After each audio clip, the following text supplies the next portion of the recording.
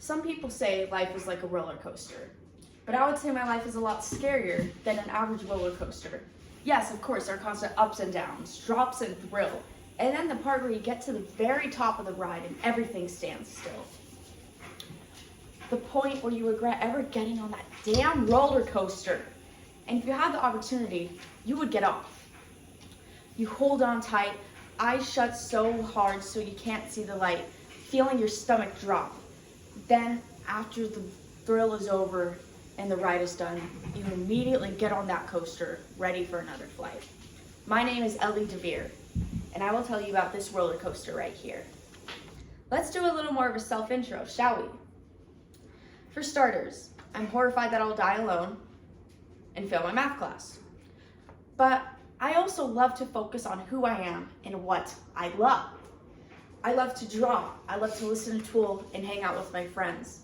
I love to listen to music in the car and sing along to it in the worst voice possible. And I love to watch videos with my dad to the point where we're laughing so hard we're not breathing. I like to talk to my mom about all the drama that's going on with my friend group and my friends. And I like to talk to my sister and visit her in her dorm and ask her about how college has been. My study path has been leading me to success. So hopefully I can become an art director, an author, and maybe a video production editor. You never know. I would love to share my creativity with the world and express what I could do with just pen and paper. But how did I get to this spot in my life? I could break up this roller coaster ride into about 3 sections. When you get onto the coaster, you're excited, your heart is racing. Then, when you feel scared and thrilled, you're almost miserable, just praying to survive, and you feel like you need to get off.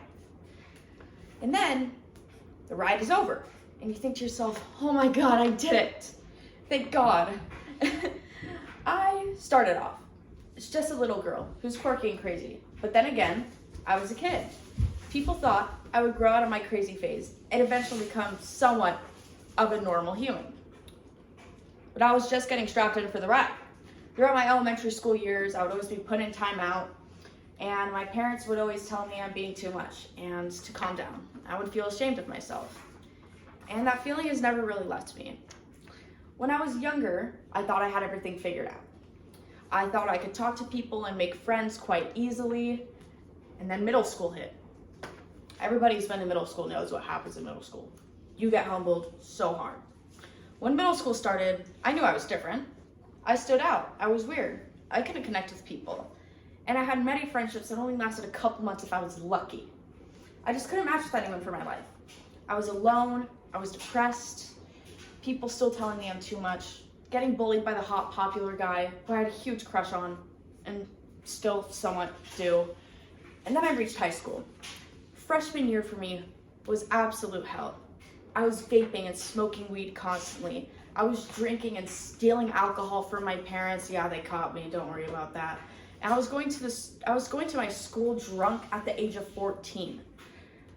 For me, freshman year was the worst part of the ride, where I so badly needed to get off. But I just couldn't take it anymore. I finally got diagnosed with autism, which was a huge turning point for me.